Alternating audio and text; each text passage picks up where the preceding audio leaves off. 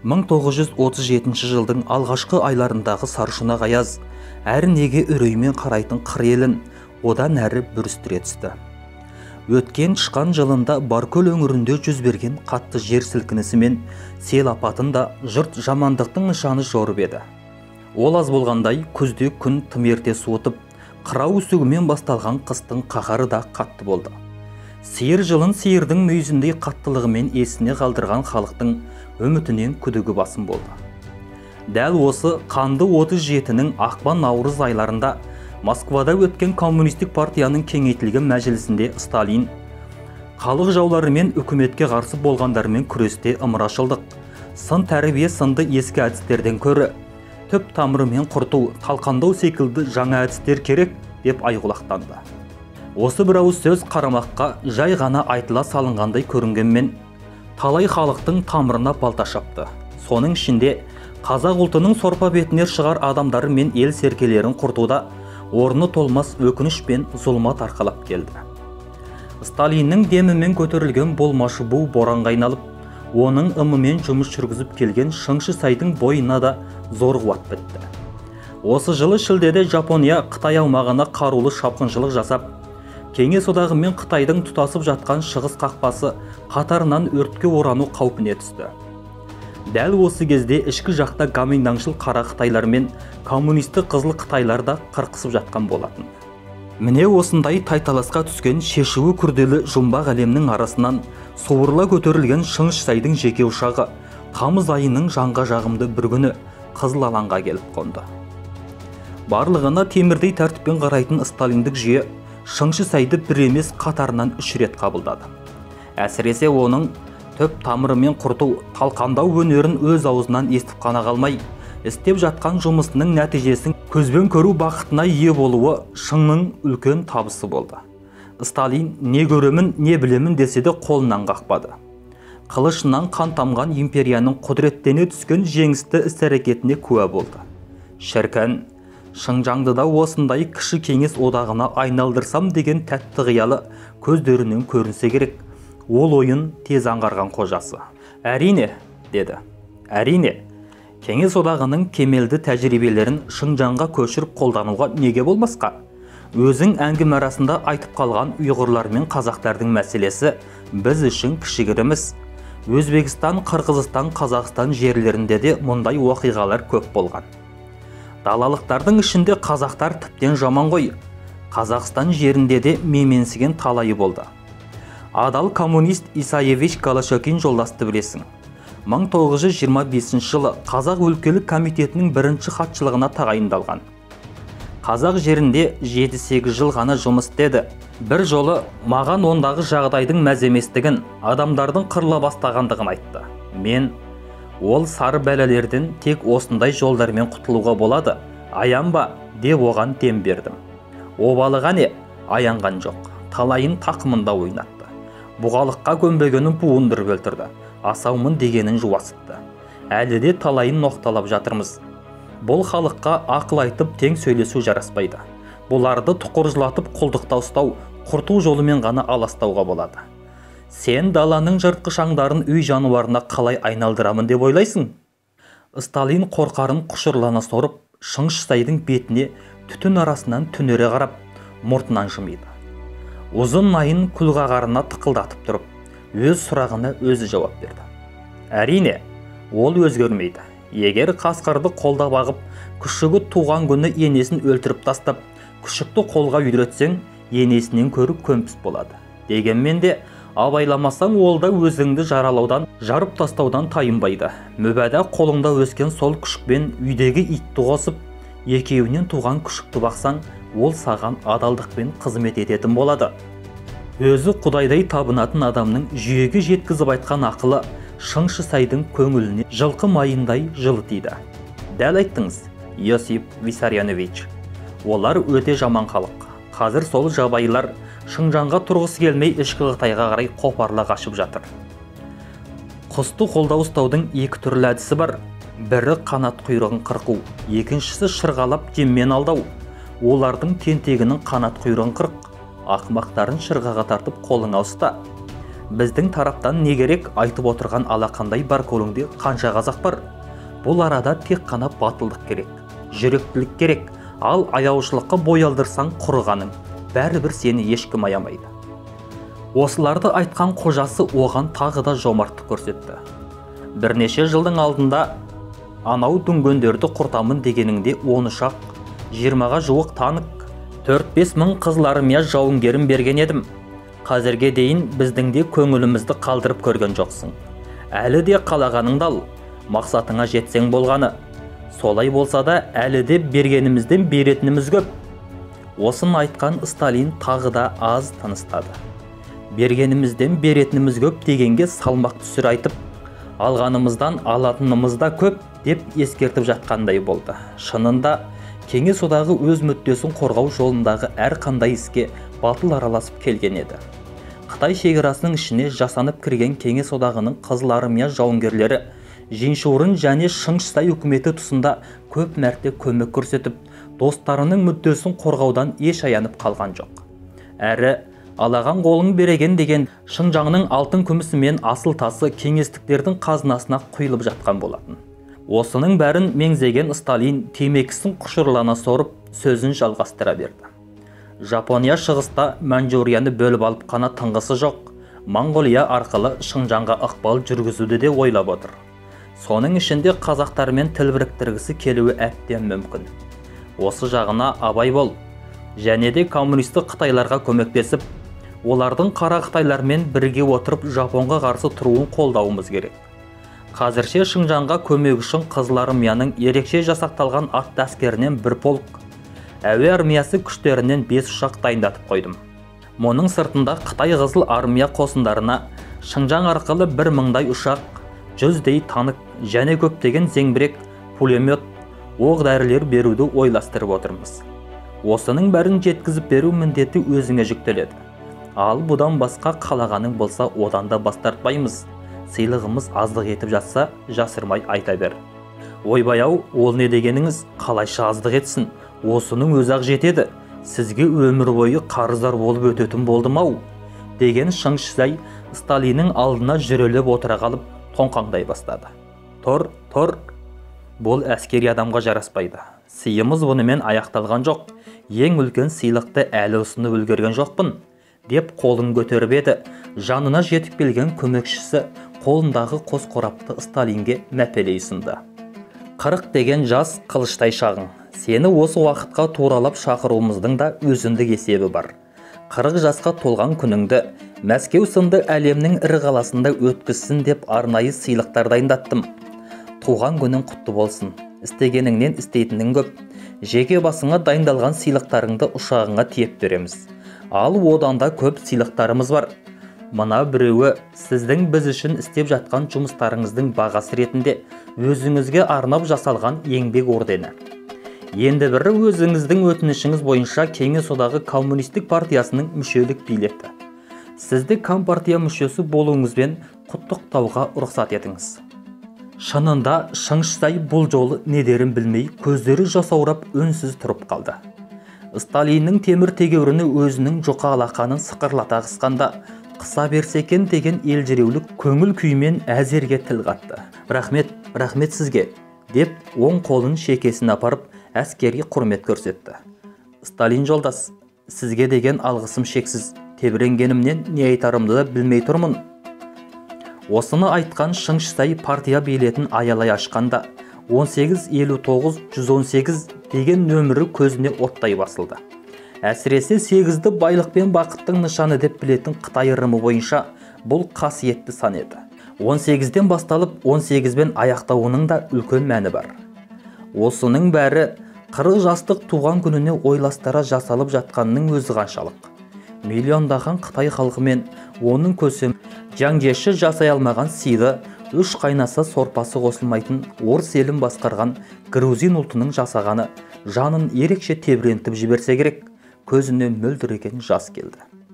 Сталиннің ат жақты кесек тұлғасы, отты жанарына көрік берген қою да қайратты шалғы мұрттары ерекше айбатты көрінді.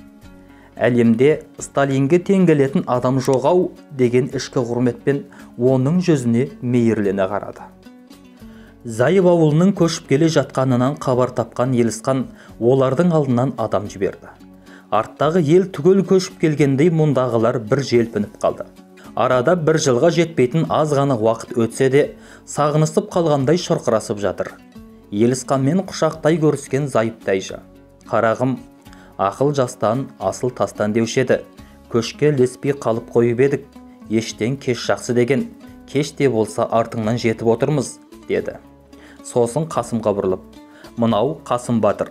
Шыңғыстай мен Абайдың бұтына қан сидірген Қасым осы", деп таныстырды. Қасым мен Елісқан бір-біріне түс тоқтата қуана қарасып, қайталай құшақтап көрісті. "Атыңызды ерте естісем де Баркөлге кешігіп келіп жұртыңызды сипап қалдым. Зайып ағамыздың да атын естігенім болмаса өзін көрмеп едім.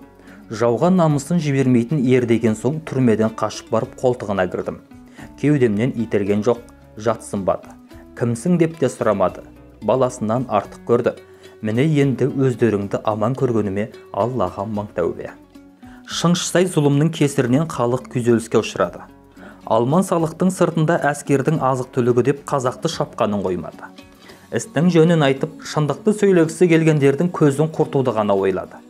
"Әйтпесе туған жер, өскен ұямыздан бөлінбес едік қой. Өздеріңдей батырлар тұрғанда біз кімнен кембіз? Қосынымызды сайлап, қолымызды түгендеп, сол сұмға аттанатын күн туса, басын өз қолдарыңмен кесесіңдер.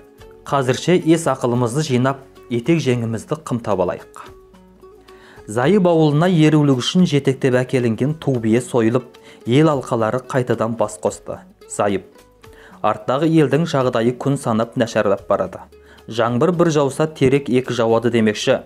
Шыңғыстай өкіл еткен Қытайлар бізді бір қысса, Қазақтан шыққан сатқындар екі қысып отыр. Ел іші өріп жүрген тыңшы, аңду, байқамай сөйлегендер сұраққа алынады. Шеттеп қонғандар шеріктің бақылауында. Ел шығар жол таба алмай күзеліп отыр", деп сөз бастады. Елісқан кең иығын қомдай көтеріп, отты жанарымен айналасындағыларға шола қарады. Шыңғыстай қолына қылыш алып, бізге бірден тап берсе, оның шарасы жеңіл болатын еді ғой. Елдің өз ішін ірітіп отырмай ма? Сіздерден несін жасырайын? Басқаны бұлай қойғанда, біздің ағамыз Қожамбергеннің өзі сол сұмдардың бірнеше реткі алдауына түсті. Бұрын солардың үшкіруімен әкемнен ат тонын ала қашқанын білесіздер. Өткен жылы көшеміз деп түп қопарылғанда да, тағы да солардың үгітімен жылыстап қалып қойды. Мен ағамды жазғырайын деп отырған жоқпын. Тек сол секілді Шыңғыстай мен Абай ауыз жаласып, талай жанның көзіне перде тартты. Енді басқасы құрғандай Абай сұмның алақандай Баркөлді Керей Найман деп екіге бөліп, арасына от жағып отырғанын көрмейсіздер ме? Халық алды артын түсініп, бар шындықты бағамдап болғанша олар талайының түбіне жетіп үлгереді. Шіркін, соны өзіміздің ағаларымыз білмей отыр емес пе? Олар білмеді екен деп битке өкпелеп тонымызды отқа тастайтын жайымыз тағы жоқ. Ендігі мәселе, арттағы елге үгіт айтуымыз керек. Олар қарсыласып ештеңе өндіре алмайды. Бірісі бір, екісі екі қолға түссе, қара халық торғайдай тозады. Ең жақсысы бәрін көшіріп алайық. Елісқанның сөзін үлкендер жағы түгел қостады. Қожақын, арттағы елге мен барайын. Алдымен Қожамберген ауылын көшіріп алсақ, қалған ел тағы да қозғалады, деп өзінің бару ниетін білдірді. Қасым: "Рұқсат болса, мен барудан тартынбас едім. Шыңғыстай мен Абайдың арасында жасырынбақ ойнап жүріп, үйреніп қалдым ғой", деді. Үлкендер жағы жамырай күлісіп, Қасымды Аратүрік жағындағы көп ел тани бермейді. Мал іздеп жүрген жоқшы болып сол жаққа жетсін де, ел ішіне үгіт айтсын, десіп оның барғанын жөн санады.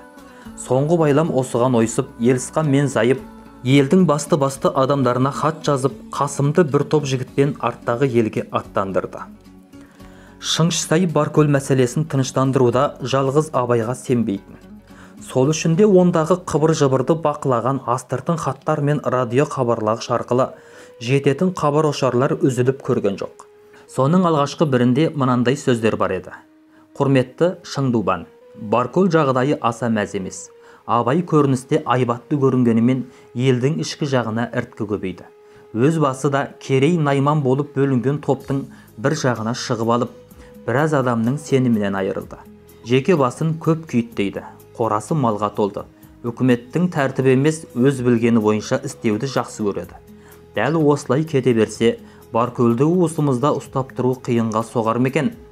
Осы жағын назарыңызға ұстап, лайықты жол жорық көрсетуіңізді сұраймын. Құмыл аймағы уәлиі орынбасарының хатшысы Жаң Жүн, 1937 жыл, тамыз. Жаң Жүннің жазған осы хатын ескерді ме, әлде Жаң Жүннен басқа да көз құлақтарының мәліметін назарға алды ма? Әйтеу Шыңғышсай Баркөлге тағы бір топ қызметкерін аттандырды. Соның ішінде қазақ өкілдерінен Шыңжаң өлкелік амандық қорғау меңгермесінің бір бөлімінің бастығы Әбеу, өлкелік халық істер басқармасының бастығы Баян және Әнуар секілділер бар еді.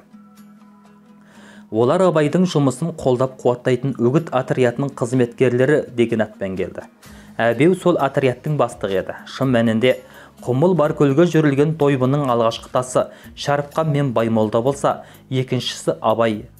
Кезекті жүрісті ойнау үшін келген Әбеу мен Баян және Әнуарлар да өз жұмыстарына белсене кірісті.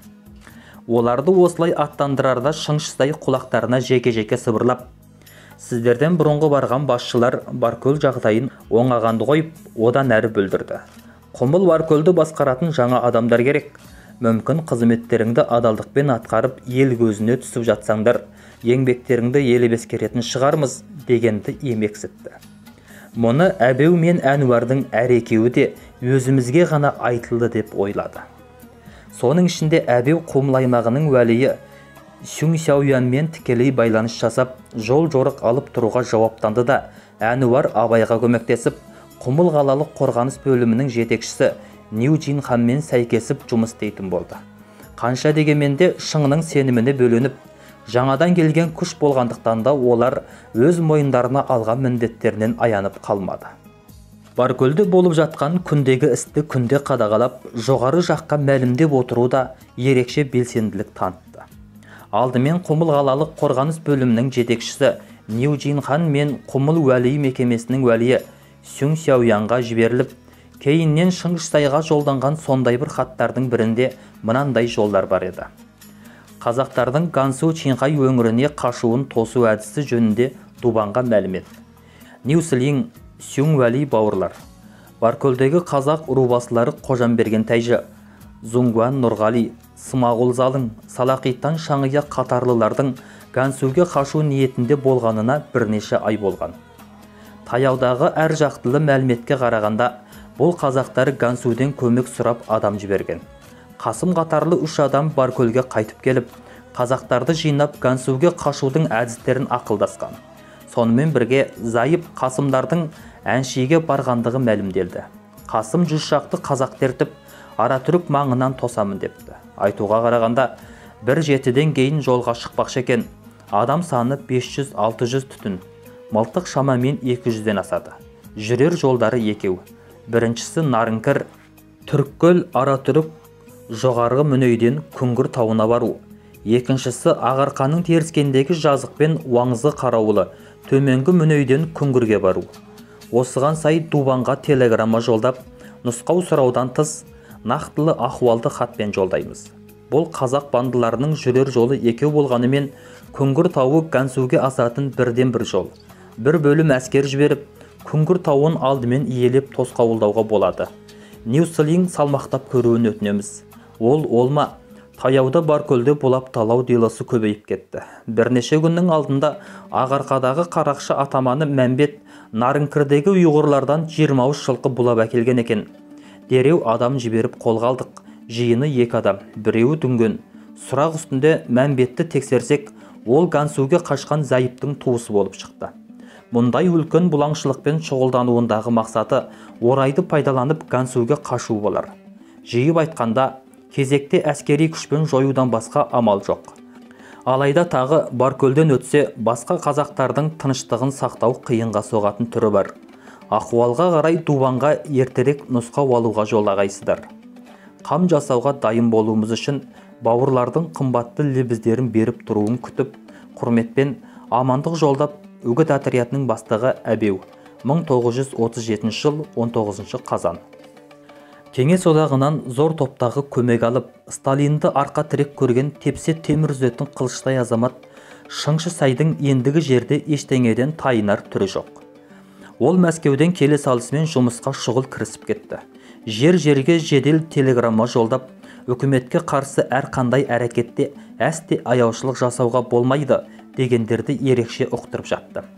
Дәл осындай оңтайлы сәтте Жапонға бірлікте қарсы тұру және коммунистік топтарды қолдауды мақсат еткен кеңестіктер Қытай Қызыл партиясына астыртын көмек беруді барынша жеделдетті.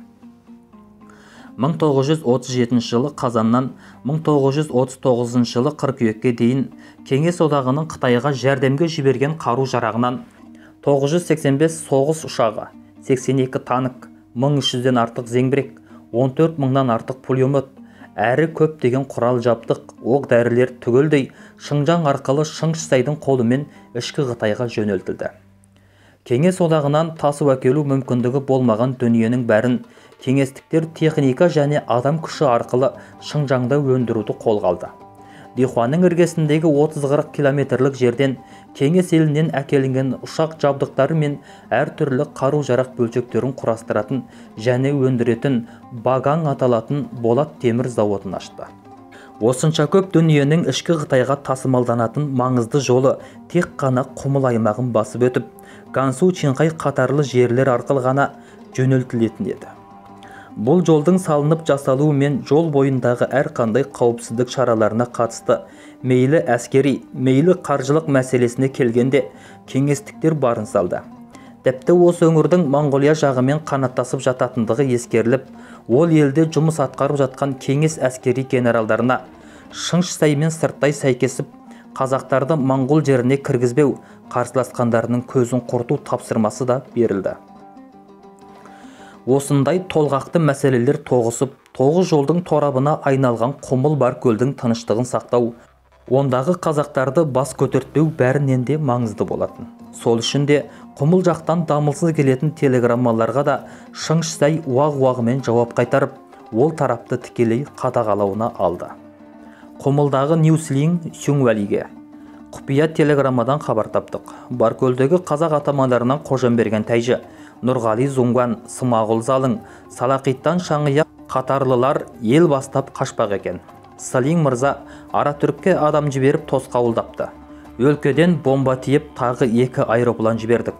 Тосқауылға сәйкесуден тыс, тосқауылдап соққы беру ахуалын дер кезінде мәлімдеп тұрғайсыздар. Ерекше тапсырылады. Дубан Шыңшысай, Шуйжаң меңгермесінің мөрі, 1937 жыл 5 қараша.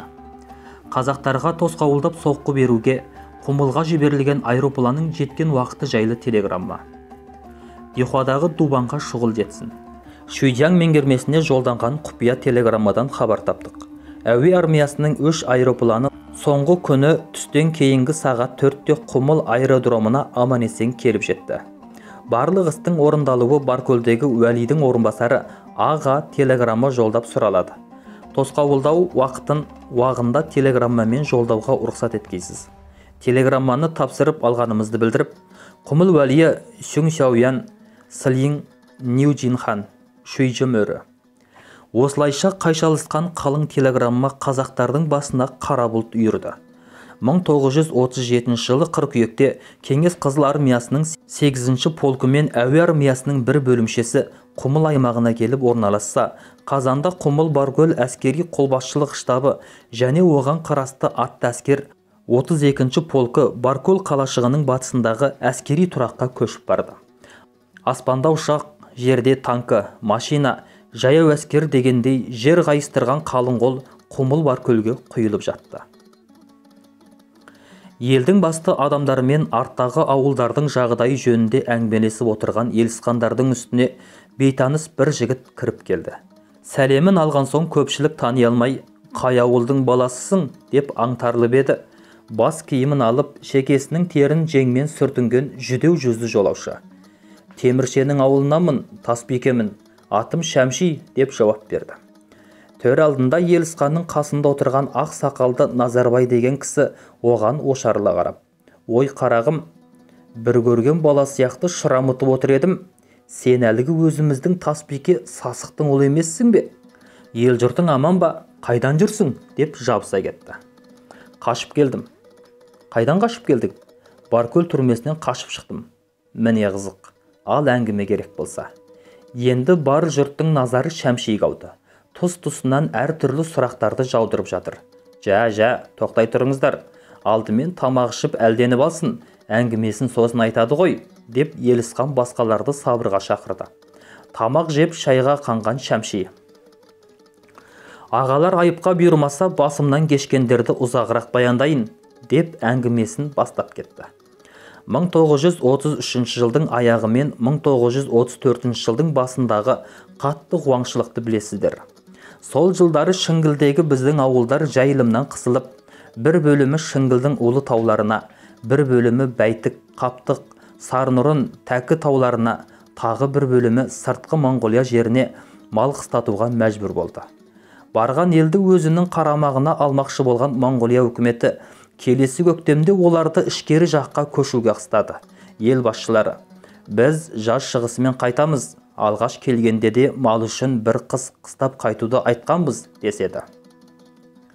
Кеңес одағының Қазақстаннан Монғолияға келген әскери мәнсәпті Кенжебек қарулы шеріктерді бастап келіп, елді ішкі жаққа қарай зорлықпен айдады.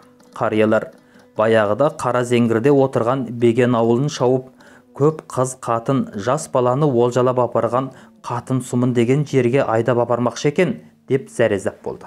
Екі жақ ақыры атысқа қол қойды. Ел адамдары Кенжебекті тірідей ұстап түйеге артып алған еді. Жараланып қалған ағасы Баймолданы өлдіге жорған Беги деген жігіт Кенжебекті атып тастады.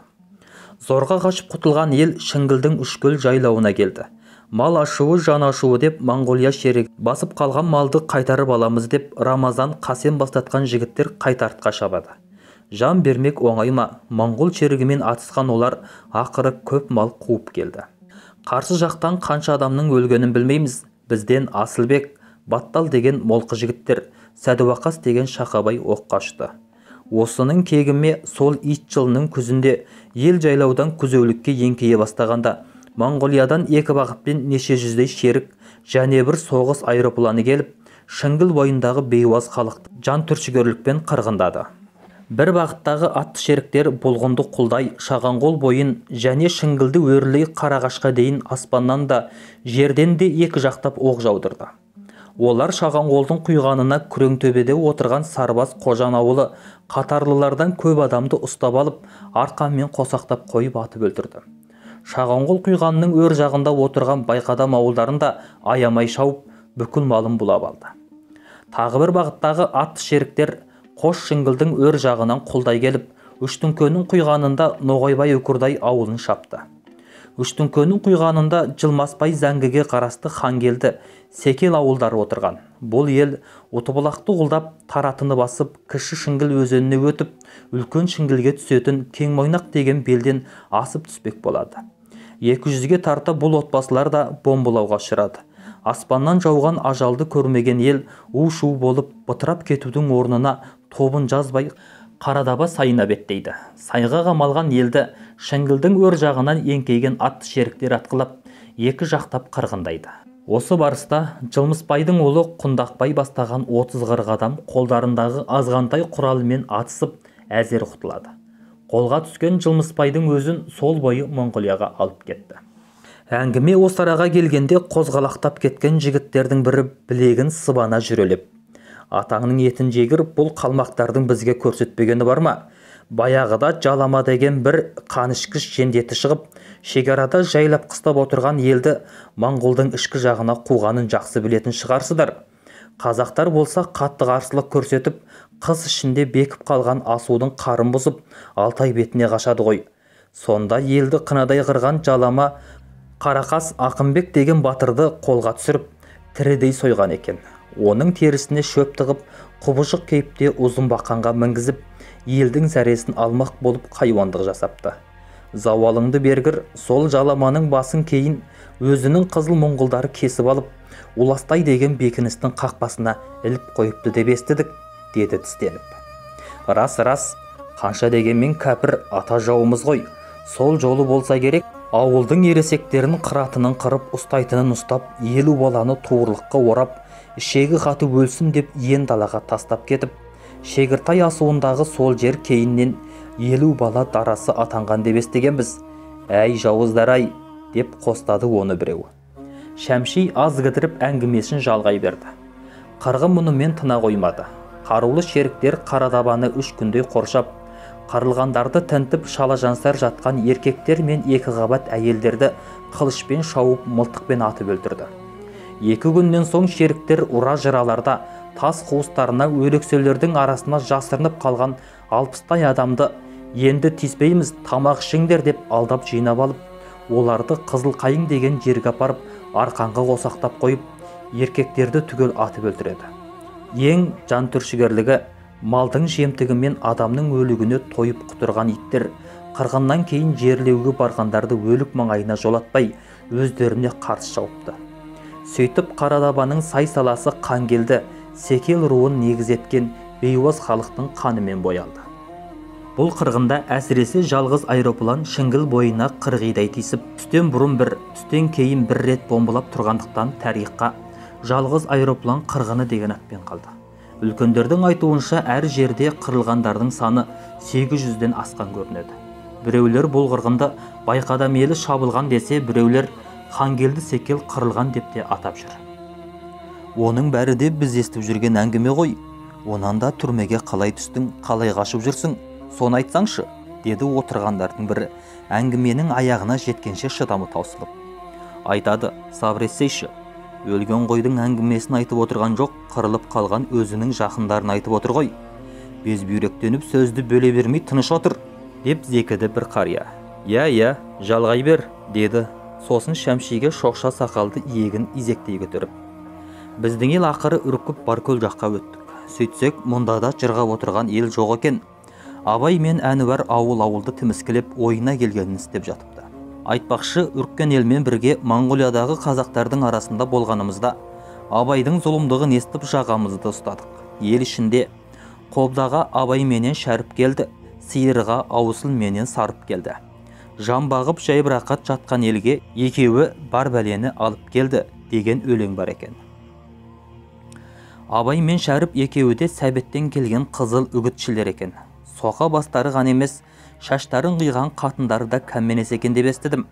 Ұмытпасам, Шәріп дегеннің қатынының аты Ділнұз, Абайдың қатыны Тәшініке деген қып-қызыл белсенді болыпты. Еркек пен әйел тең, қыздарды өз сүйгенде тегін беру керек деп қыз қатынның шашын қырқып, тізеден көйлек кигізіп, елдің масқарасын шығарыпты. Тыңдап отырған жұрт тағы да көйлесіп кетті. Абайдың қазіргі қатынының аты олай емес секілдеді. Одан басқа да қатыны болғаны ғой. Кәменестерің ермен әйелді тең деп неге жар салып жүр дейсіңдер?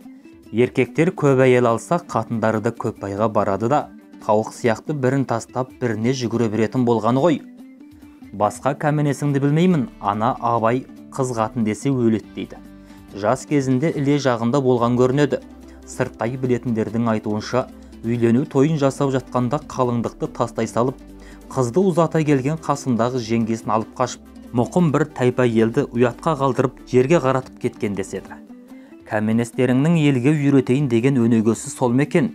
Кез келген жерде күйексіз қошқардай көрінгенге тұмсығын көтере берсе, қатын ортақ, қазан ортақ болса, олардан немене жырғаған бала туады. Кімнен туғаны білмейтін имансыз шаталар көбейсе, құрмағанда нен қалды? Заманның азғаны осы ғой. Кәменес келді дегенше ақыр заман келді десейші. Басқасын қойғанда Құдай жоқ деп Құранды оқытпайды екен. Орысқа шоқыншы болған қазақтар өздерін құртып болып бізге түскені ғой. Енді кәпір болмағанда неміз қалды? Я жігітім, айта бер, бұларға қарасаң біраздан кейін бәрін өздері білетін болып шығады да, сені далаға сөйлеп отыр дейді. Одан да көргеніңді сыдырта бер. Абай мен Шәріп өздері жетіспейміз деген бе? Өздерімен қоймай Бердіқожа, Қайырбай деген бір топ қыз жігіттерді әкеліп, аузынан уыз арылмаған жас қазақтарды теріс оқумен ұшықтаған көрінеді. Шерушінің бақатымен саңырауы қырқысып, Қарақабақ деген жерде 6 шерушінің имамы болған.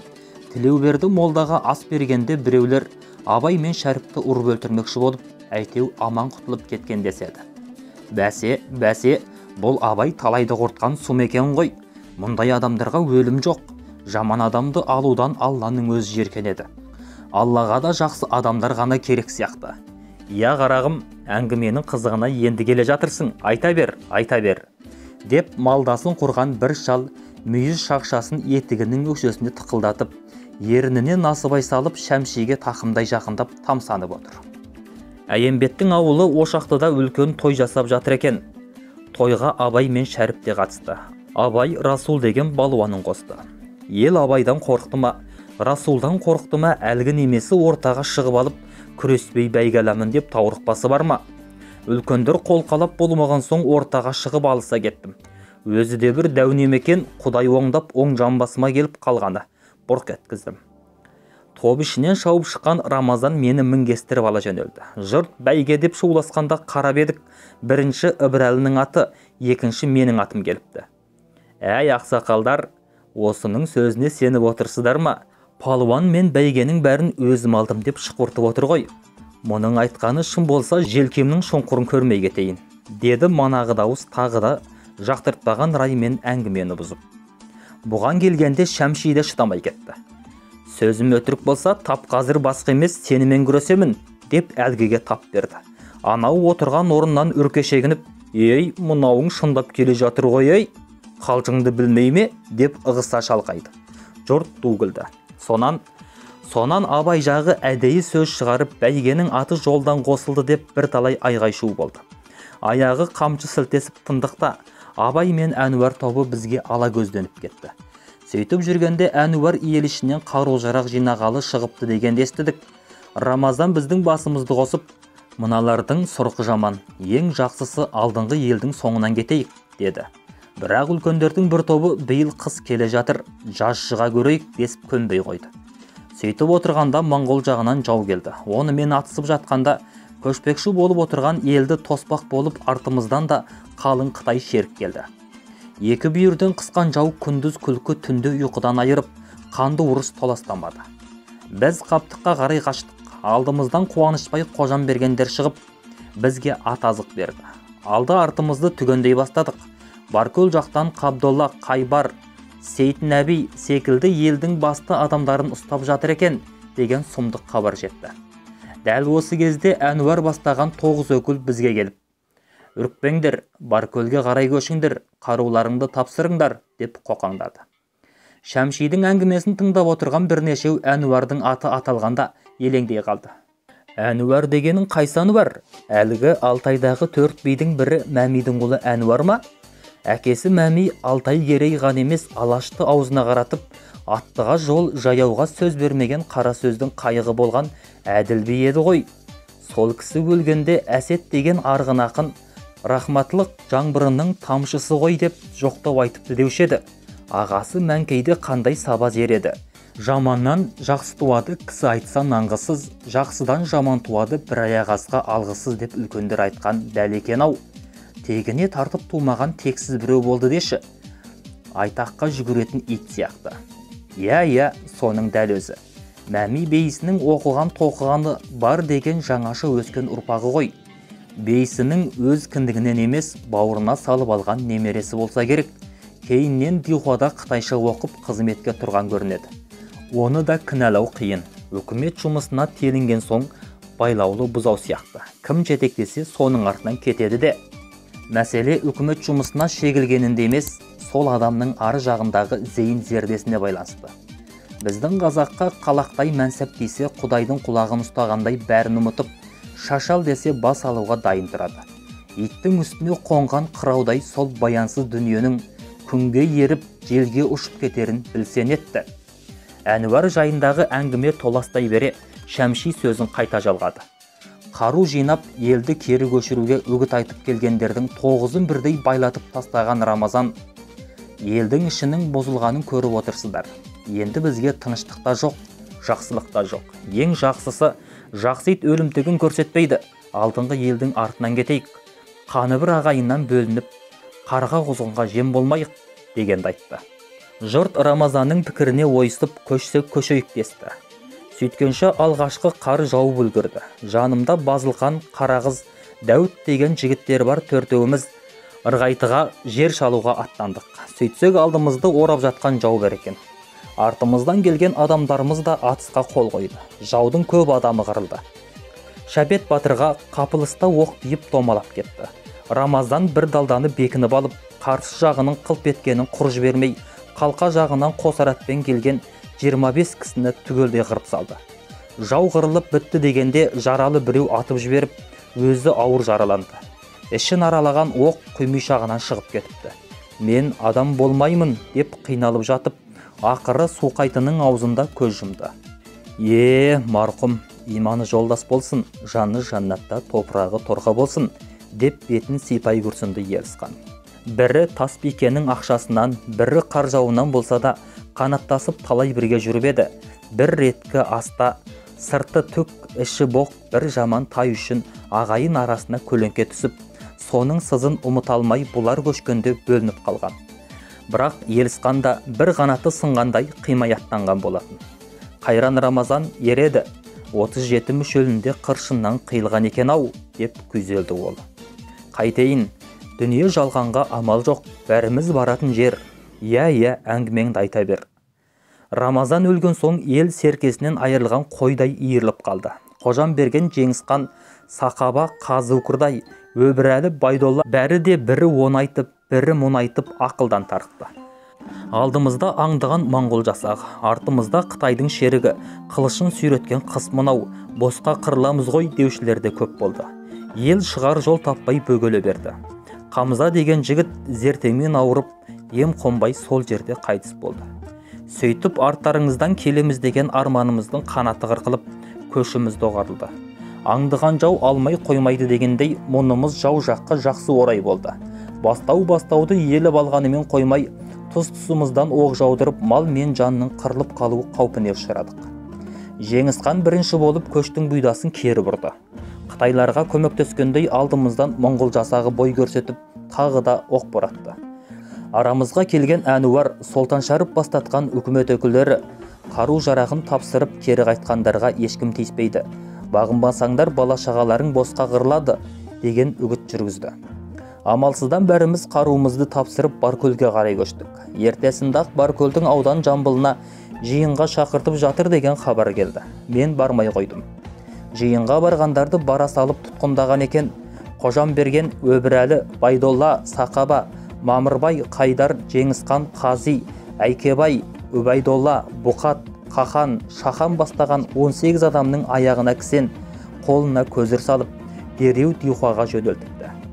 Пай жауыздар-ай, елдің сорба бетіне шығарларын тұқ қоймаған екен-ау, деп ағырды біреу. Шәмшиге айта бер дегендей иегін көтеріп қойды. Атақты Әкім Батырды жақсы білесіздер.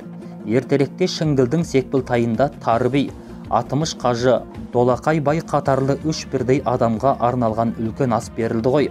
Сонда Саруаңның баласы Ламжа төрі 7 ел Уранқай мен 2 сұмын Хошытты бастап келіп, Меркіт Сартжан биден ұрлаған күрең атын бәйгеге қосыпты.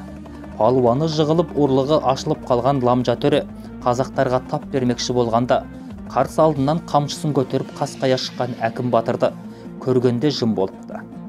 Сөйтсе, содан 8-9 жылдың алдында қалған моңғолдары Алтай елін айдап, Кескентау асырып бара жатқанда Әкім Батыр елді айырып алып, моңғолдардың тас талқанын шығарған екен. Ана жылы дүнгендер Алтайға барып лаң салғанда да Әкім Батыр бірнешеуін қан сидіртіпті деп естігенбіз. Айта бер, айта ғой. Сонан Шәріпқан Алтайды билеп тұрғанда сақшы бастығы болып тұрған Жомарт деген болған. Естулеріңізде бар шығар, біреулер арғы беттен келген екен деседі. Кейін Алтайдың шекара қорғанысын басқаратын жауапты адамы болып, Бәйтік өңірінде де көп болған сияқты. Шашал десе басалатын Абайдың сыңары болса керек, әкіммен тамыр боламын деп онымен үйір-шүйір болып жүріп, Бәйтіктің батыс тұмсығында Қойыртәкі деген жердің теріскейіндегі бастауда отырған жерінде алдап қолға түсіріп, Шонжы арқылы Дихуаға жеткізіп, оның да көзін құртқан екен. Қайран есілдер-ай, топ ішінен біреу соза күрсінді. Сөйтіп, Абай мен Шыңғысайдың тырнағынан тірі құтылған ешкім болмады. Үрей мен үркуден тыныш ұйқыдан айырылып, басшысыз ел олардай шуылап қала бердік. Есімізді жиып болғанша ауылды қалың шерік басып алды да, Түзелбай екеумізді де ұстап, бір кісенге қосақтап, Баркөл түрмесіне қамады. Бағымызға қарай алдыңғы рет ұсталып, Дихуаға айдалғандардан бөлініп қалыппыз. Бізден бұрын түрмеге түскен Ыбырайқын деген бір азамат көрші камерада жатқан еді. күндіз асханаға істетіп, түнде қамап қояды екен. Қытай тіліне де жүйрік болса керек. Сақшылардың әңгімесін құлағы шалып қалыпты. Дәретімізді төктіру үшін сыртқа шыққанда бір орайлы сәтте «Сендерді ертең Тихуаға жөнелтпек, тез қарманыңдар» деп өлеңдетіп өте шықты. Түзелбай екеуміз ақылдасып, қашпасақ та өлтіреді екен, одан да қашып өлейік дестік. Етігімнің нәлісін суырып алып, кісенді жан таласа бұздым. Ес кетіп жан шыққанда маған қосақталған жағы босады. Ал Түзелбайдың кісені шықпай-ақ қойғаны. Амалсыз оны киімдермен аяғына қатты таңып тастадық. Біз кісенді бұзғанша ақшам сөніп қас қарайды. Бір тәуірі түрме ішінде біз жататын сабанның астында тақтай бар екен. Соны қопарып алып, төбенің бір бұрышын тесе бастадық. Көзімізге топырақ құйылып қара терге түстік. Кезек-кезек түйгілеп жүріп, ес кетіп жан шыққанда тесіп шықтық. Кісі сиятындай болған кезде ақырын төбесіне шығып алып, жан жағымды барладым. Төбеде бізден алысырақ фонар ұстаған күзетші жүр екен. Ақырын қайта түстім де алдымен Түзелбайды көтеріп шығардым. Онан соң киім-кешекті шығарып, артынан өзім шықтым. Түрменің төбесі тым биік екен, жерге секірер болсақ, аяғымыз сынып өлетін түріміз бар. Ақыры киімімізді жыртып, шылбыр дайындап, ыспалап жүріп зорға түстік. Түрмеден шыққанымызбен сыртқа шығу үшін тағы да бір биік дуал бар еді. Оған өрмелеп шығу мүмкін емес екен. Өлмегенге өлі балық кезігеді дегендей, дуал іргесін жағалай сипалап жүріп, су орған тесік тауып алдық. Бірақ тым тар екен. Жалаңаштанып үстіміздің қам болғанына қарамай, өлдім талдым дегенде тырмаланып сыртқа шықтық. Ендігі бет алысымыз Бейсән тауы болды. Мезгіл түн ортасына ауса да, дала тастай қараңғы болғанымен, аспанда жұлдыздар жымыңдап тұр. Хуаңтаң аталатын Қытай ғоржасына қарай бет бұрып, шеткі ауланың біріне келіп ақырын баспаладым. Бір үйдің шамы әлі жанып тұр. Сығаласам, Қытай шал қырын қарап апиын тартып отыр екен. Үй ішіндегілер жатып қалған ба, басқа ешкім көрінбейді. Ат қораға барсам, алла жолымыз доңғарып екі ат тұр. Екеуі де тоңқайып тұрған құраттар екен. Аяғында кісем бар. Амалдап жүріп әзер бұздым. Сыртта Түзелбай мені күзетіп тұрған. Тақымымыз атқа тиген соң Бейсанға қарай жұлдыз шақтық. Жерге жарық түсіп, күн шығар шықпаста тауға ілініп кеттік. Жанымызда не тамақ, не от жоқ. Кештің болуын тағатсыздана күтіп, түн ішінде етектегі үйдің біріне ұрлыққа кірдім. Қолыма бір талай дүние іліктіріп тауға келіп, тамаққа әбден тойып алдық. Ел көзінен таса жерлермен Бейсанды жағалап, шығысқа қарай тартып отырдық. Кеш болып, сам жамырағанда жолдағы ауылдардың біріндегі оңаша отырған қараша үйге бас сұқтық. Үйде кемпір-шал және бір қыз бар екен. Бізді көріп, зәре-құты қалмай шошып кетті. Аман сәлемнен кейін шал: түрменің төбесін тесіп екі адам қашқан екен. Соларды ұстаймыз деп ауыл-ауылдың бәрінде шерік қаптап жүр. Осы ауылда да Солтан, Ауғай деген 3 адам жатыр, деді. Үйден сіріңке алып, олар меңзеген бағыт бойынша ауылымызды айдап апарған Дахобаға қарай тарттық. Тегін кеткеніміз жоқ. Әлгі 3 қуғыншының жатқан жерін біліп алып, аты мен ертоқымын қоса сыпырып кеттік. Жол жөнекей Сантаху деген жерге тыққан Түзелбайдың 2 мылтығы бар екен. Сон алдық. Әр мылтықта 200 талдан оқ бар екен. Баспалап келіп өз ауылымызға да іліндік. Қой шетінде жатқан ініммен ақырын сөйлесіп, ауылдың жайын қанықтым. Мұнда да бізді аңдыған шеріктер жүр екен. Шаймардан: аға, тез кетіңіз, деп азық түлігімізді дайындап берді. Біз Бейсанның теріскейімен тағы да жүріп кеттік. Күндіз тығылып, түнде жортып отырдық. Бір күні бір төбеде қарауылдап отырсам, артымыздан 40 шақты қуғыншы келе жатыр екен. Біз олармен атыса жүріп, тұмсығын қайтардық та, қобда жеріне өтіп кеттік. Онда 2 күн жатып тынығып алған соң 8 ат 7 бие жетек алып, Түріккөлді басып, ара түрікке бет алдық. Артымыздан тағы да қуғыншы келіп, бір күн, бір түн атыстық. Жаудың жасағы қынадай қырылып, шегініп кетті. Қолға түскен бір шерікті ұстап алып, Абайға хат жазып бердім. Ажалды қарға бүркітпен ойнайды деп, өзің өлім мен өмірдің ортасында жүріп, не деп хат жазып жүрсің? Тағатсызданған біреу Шәмшиге тамсана қарады. Не деуші едім? Абай мырза, сен жер-көктен іздеген Шәмши батыр мен боламын. Көрінген жерді шулатып елдің мазасын алма. Мені іздесең өмір тауына кел. Ең жақсысы өзіңнің келгенің оң болар еді. Екеуміз оңашада қатты шүйіркелесер едік. Сені сағындым, тезірек кел. Осында 5-6 күн күтемін. Құрметпен, Жаналғыс Шәбірейлің Шәмши деп жазып жібердім. Мынауың нағыз Қас Батырдың өзі екен ғой. Баяғыда Қасым Батыр Абайдың үрейін бір алып еді. Сенің хатыңды көргенде бұтына жіберіп қойған шығар. Сонан кейін өмірден Қотыр деген жерге өткенде алдымыздан қалың аттың ізі кезікті. Сөйтсек, жаңағы өзіңіз айтқан Қасым Батырдың ізі екен. Осы жақтан Аратүрікке қарай бет алып кетіпті ғой. Сонан Мажың тауына келдік. Онда Бобра деген моңғолдың ауылы бар екен. 7-8 қуғыншы соңымызға түсіп тықсырып қалмаған соң мінген түйелерін түгел атып түсіріп жаяу қалдырып кеттім. Өздері бізді атып оғдары талмады. Әншейді басып өтіп болымжы қоржасынан сіздердің деректеріңізді білдік. Сонан Елісқан ағаға келіп сәлем берейін, ел мен жердің жағдайын айтайын деп келген бетім осы. О, бәрекелді, нағыз еркек деген дәл осылай болады. 1001 машақаттан өтіпсің, енді саған қорқыныш жоқ. Осында жатып тынығып ал, жылқыдан қала қанатыңды ұстап мін. Сен секілді жауына бас емейтін ерлерге есігіміз қашанда ашық. Шуақты жанарына тұман ұялаған Елісқан осыларды айтып далаға шықты. Рамазанның өлімі жүдеу көңілін құлазытып, ұйырқын даласына мұңмен қарап, ауыр-ауыр күрсінді. Түйдектелген бұлттардың жабағылана ұйысқан шоғырына күзеле қарап, қайран елім, енді не болар екенсің дегенде аузынан бір құшақ жалын көтерілді.